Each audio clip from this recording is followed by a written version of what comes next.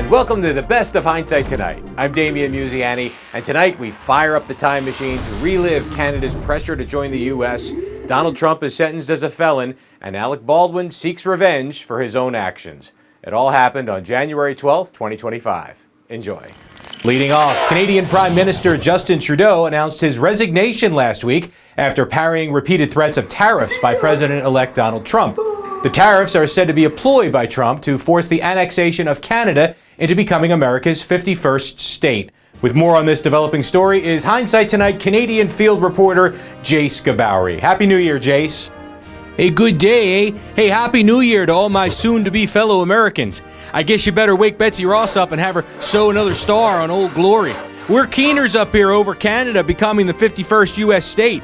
Outgoing Prime Minister Justin Hosehead Trudeau got all cheesed when President-elect Trump called him governor, but honestly, it's the best of both worlds for us. If we joined the U.S., we'd be the biggest state in America. Over 40 million Canucks live up here. That's more people than California, eh? Even without those wildfires.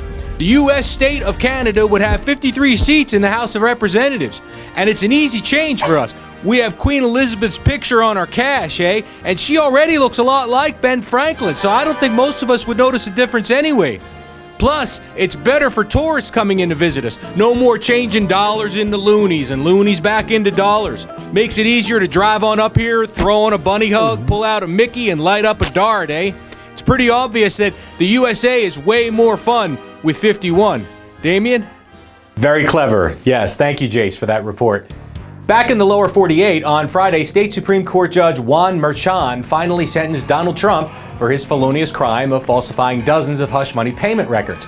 But Merchan merely sentenced him to an unconditional discharge instead of any real penalty. It seems this case has now come full circle since Trump began this mess in a hotel room with Stormy Daniels and an unconditional discharge of his own.